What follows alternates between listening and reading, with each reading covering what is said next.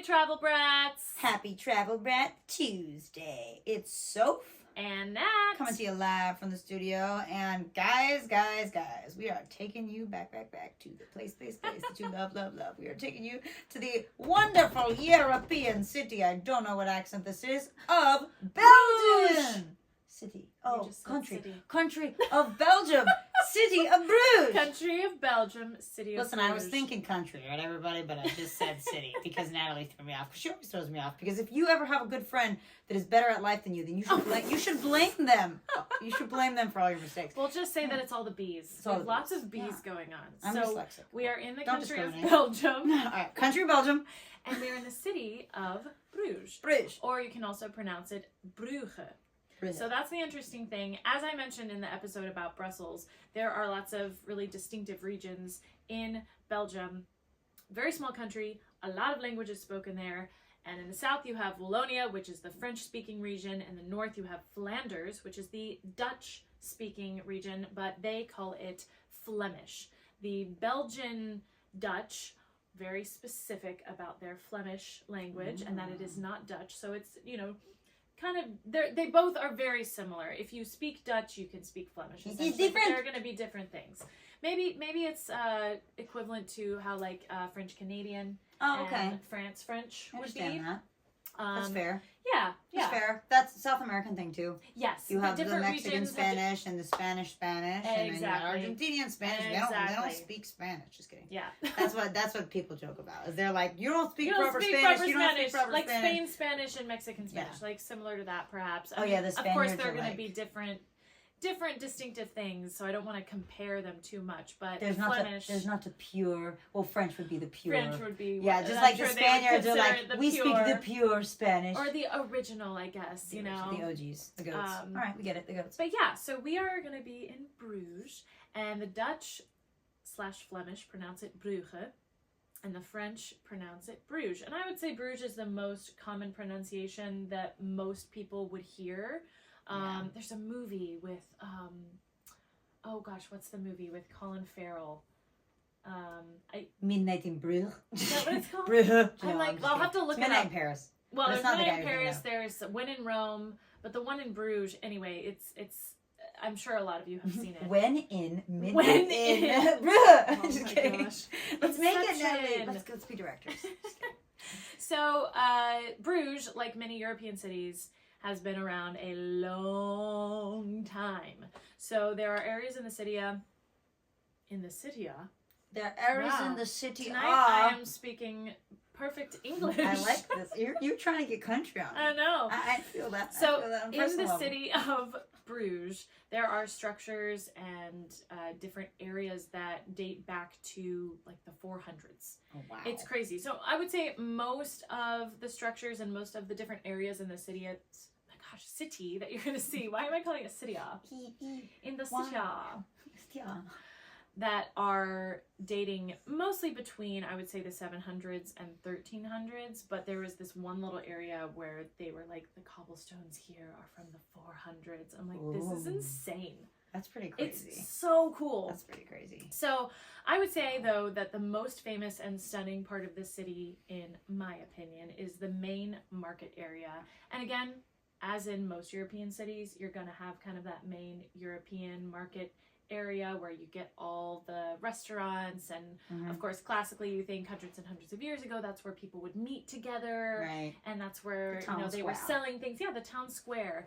And so this is a beautiful market area that is surrounded by restaurants, modern restaurants, but of course old architecture, as well as different shops and different things like that, which is really cute. But there's this very famous 13th century bell tower, and it's called the Bruges Belfry.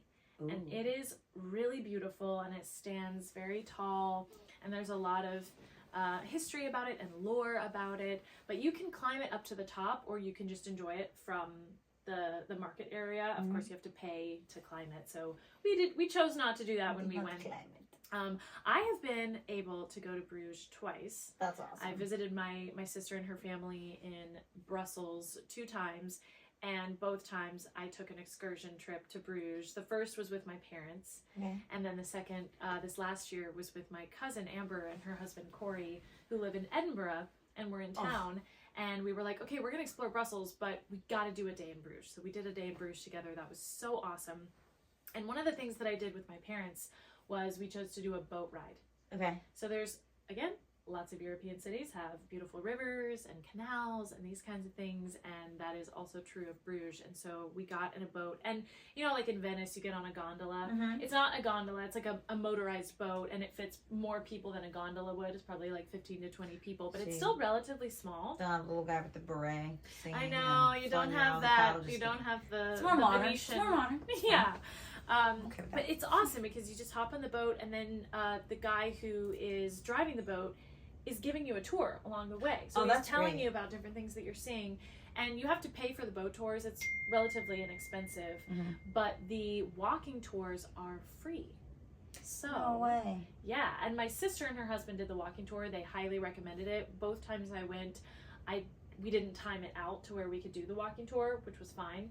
But a lot of these cities will have free walking tours, which is great. But I loved the boat excursion. That was like a really, really awesome aspect of our day. I love that. That's always so one of my nice. favorite things from, I mean, I have done one of those in Venice, but also like when we went to DC. Yeah. And that was the one thing I didn't mention on the episode that I totally forgot. That's right. The last time we were there, we did like an evening dinner cruise through DC, and to see I all love of the that. monuments lit up, and like the Kennedy Center, we passed the Kennedy Center all lit up at night, beautiful. You could see the Lincoln Memorial, like you could see them from the water, and it was gorgeous. Yeah. So yeah, I mean, day or night, river cruises are just something They're the else. best. My grandpa and grandma actually, for his retirement, did a Rhine river cruise on the Rhine around Europe for like, I think it was like a month. Oh yeah, and those are like legit where you like That's stay awesome. on the boat. It's like a whole thing. It's like a much smaller. Yeah. They only have like a couple hundred people on. But like, just seeing it from the water, like That's the cities really, from really the water, cool. it's so cool. Yeah, I'd love to do a riverboat cruise like that.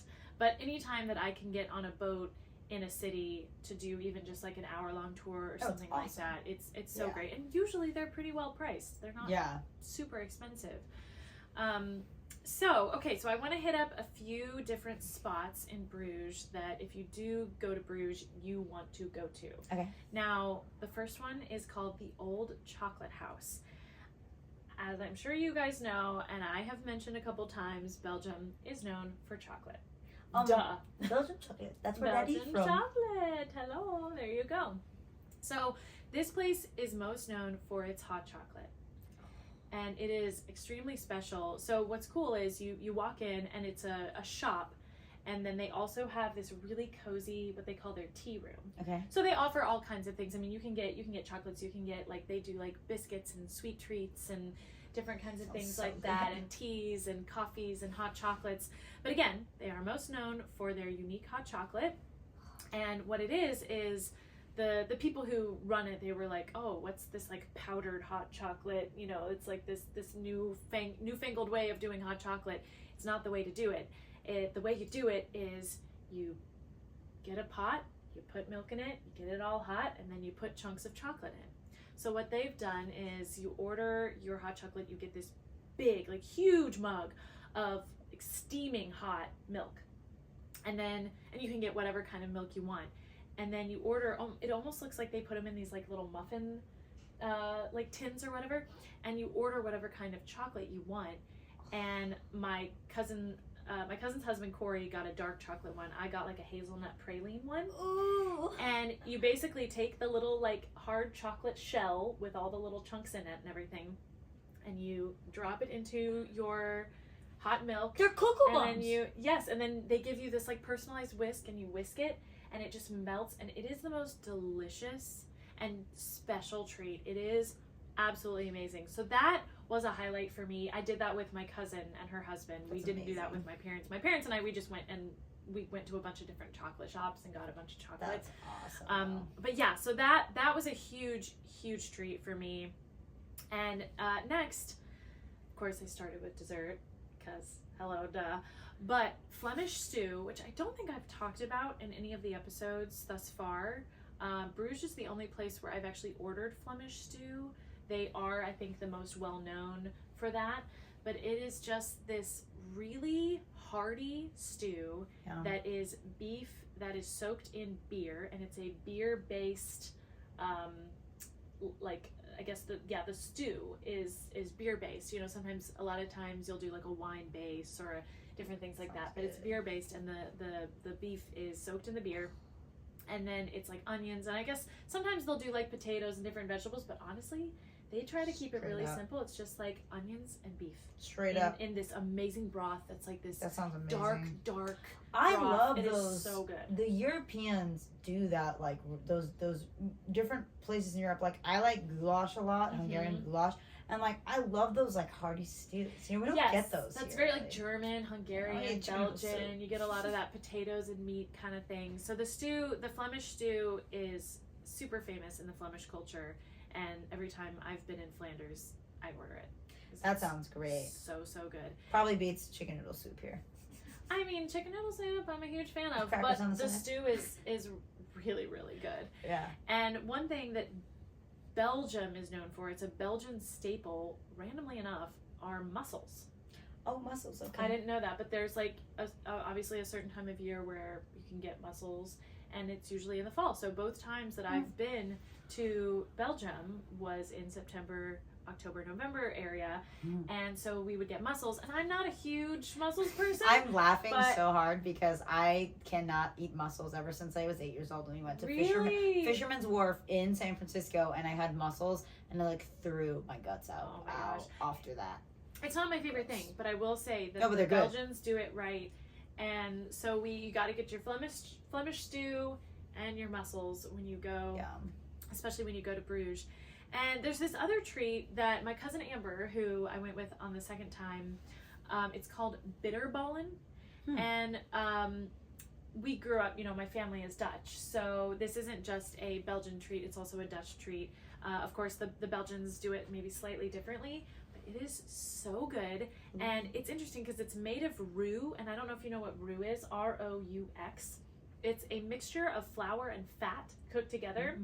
And by fat, I mean like bacon drippings or butter or, you know, some kind of like fat substance that you mix with flour, and then you put it together with meat, and then you cover it in breading and you deep fry it, and they just look like these little like ball. And honestly, when you bite into it, I at first thought that the roux was like a potato. It kind of has like a mashed potato. Because it gets that like consistency. Yeah, it's like the consistency is like a potato. Sounds tasty. It is so good, and they usually serve it with like a mustard or some kind of like, they do like a bunch of different dipping sauces. We usually just do it in mustard, but it is so good. So bitterballen. I'm so American. It's like a hash brown. It's like a hash brown. Honestly though, it's like, it is. I was interested when I was looking it up to find that it was a flour and fat mixture. I was like, oh, that kind of grosses me out a little bit when I'm reading it, but that's it's like so yummy. We love sausage balls. And I feel like that's kind of sausage balls. Is I was like, sausage is great. My daddy John is what we call him. He's like, that ain't sausage. I mean, he's like, it is sausage. He's like, but it's a lot of fat and butter and like bread. Yeah, and I was like, oh, exactly. Okay, but what's nice about the bitterballen is like it has that fried breaded outer texture on that outer layer, and then when you bite into it, it's this really nice, soft, warm. Oh, it's so yummy. So that's one of my favorite treats. So I do want to tell you about this interesting thing about Bruges, the legend of the swans. So when we were on the boat ride, there were swans everywhere. No way. And you're like walking around, and like on the green, you know, like areas in the parks and different stuff, there's like swans everywhere. It's crazy. And Bruges is just like chock full of these beautiful swans, rivers packed like everywhere. And the story goes that back in the late 1400s, the ruler of Bruges at the time, his name was Emperor Maximilian, he had imposed a very intense tax on the citizens of Bruges. Okay. And of course, they didn't like that. So they revolted. And what they did was that they captured the emperor, and they like put him up in this like, I want to call it a tower, but it was like a house that was like in the area. So they locked him up there, and while he was up there, they forced him to watch from above the torture and beheading of his bailiff and trusted counselor. a man named Peter Lenkels, and he was referred to as Longneck. So that did happen. That is historical fact. Now the legend is that the emperor eventually escaped and later took his revenge on the local people by forcing them to keep long necks or swans on the canals for eternity as a reminder of what they had done. I'm like, how is that a punishment? I mean, whatever, I guess swans do poop everywhere. But I just think that's such a random thing. That's so funny. In reality, swans have just been swimming in the canals and have been around this area of the country since the 15th century. And they are seen as a status symbol of the city's power and wealth. Well, that seems like a symbol of a swan. I was going to guess when you were telling that story that they got mad at him and they took him and they turned him into a swan. And now he floats around. Yeah. You don't know which one is him. There's so many. Wait, I love that though. That's so funny. Like that's the Child Brats legend. But yeah, exactly. I know. The first thing I thought of was legend. Barbie Swan Lake. When you said that, I was like, Barbie Swan Lake. Exactly. But I just love that legend. I love that. I love the cities that have their different lore. You know, every city has that. Different stories about things that facts turn into, I don't want to say fiction, but basically, fiction. You know, these stories that people don't necessarily believe, but that it's still fun to kind of think about. It is, yeah. And especially when you have something that's such a symbolic thing like a swan.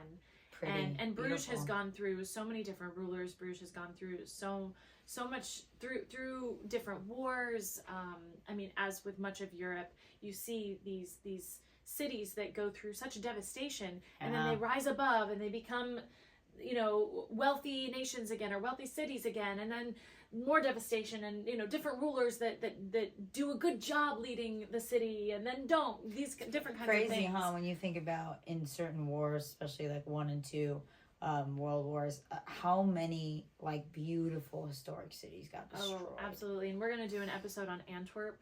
And that was one of the cities, especially in World War II, that was a very important city for the war. And yeah, just a lot. And the beautiful thing about Bruges is that Bruges was actually pretty well protected. So it wasn't bombed to smithereens, kind of, you know, London was bombed to smithereens. You know, there's a lot of these cities that their old architecture just doesn't exist anymore.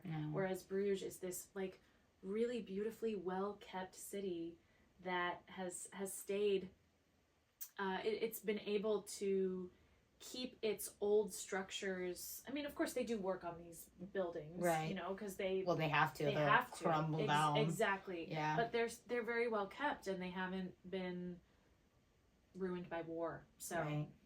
But yeah, anyway, that's just a little bit about Bruges. It is a super charming city. I just loved walking around and going to the different shops and. You know, we sat, my parents and I, at the end of the day, we walked around when it was nighttime and all the lights were on and in the market, and we sat and we got Glühwein, which is this really yummy spiced wine drink that's tasty. Very famous in Belgium. And so we just sat there with our Glühwein and we just looked out of the market with the Belfry Tower right across from us and the lights on. It was I was like, this is so romantic. I'm with my parents, you know? But it really was like such a beautiful thing to just like after a day of exploring, go and get some food, get our Glühwein and there's nothing like that atmosphere with a town square where you have like the town church and you have all the people and playing in the trees and the like, not the park, but like the greenery, the grass, and then you have all the shops around and all the restaurants. Yeah, there's nothing like it. It's such a European thing, and there's nothing like it. It's beautiful. And I hate to say, such like community. I think some people might say, oh, every European city looks like that. If you see one, you see another. They're all like different. Of course, they all, like I mentioned, they all have these histories and these old buildings, and they all have their cathedrals, and they all have their markets, and they all have their town squares, and these kinds of things. And yet, there is such a specificity to each of these because everyone in these cities is so proud of their history. Oh, yeah. And Bruges really does have a very colorful history. I obviously didn't go into so much of the history, and I typically won't when I'm talking about these cities because when you go on the walking tour, you get the whole spiel. That's the thing, is they tell you all that. Whole deal. And I think it's very important. Some people just go to the cities for either the scenery or the food. And listen, you had me in this episode at chocolate, and you finished me off with like swans and then your little spiced wine drink. But like, honestly, it's amazing to go know about the history, immerse yourself in it, and imagine. I think one of the best experiences I ever had was like the most probably rich. I wouldn't say happiest because it's very somber, but like going to Pearl Harbor at the same time of day on a Sunday when Pearl Harbor occurred, very early in the morning, and like listening to the story and like imagining like if you were there. Yeah. And so like that is like trying to outlander yourself, trying to outlander yourself back in time. Yes. It's just so cool if you know the history and you know it even a little bit, like the background that we give you guys before you go. Yeah, like Natalie said, you're gonna learn it all when you get there because you're gonna have a great tour guide. But like if you know a background, you can start imagining. Yeah. Like, what if I was here in the 1500s, you know? It'd be amazing. So, anyway, Natalie, thank you. Well, and we're kind of dressed in springy clothes for those that are seeing the video. And I wanted to mention, you know, I went to Bruges in the fall. Mm-hmm. Beautiful time, bundled up. But Belgium, Holland, these countries are exceptional in the spring. So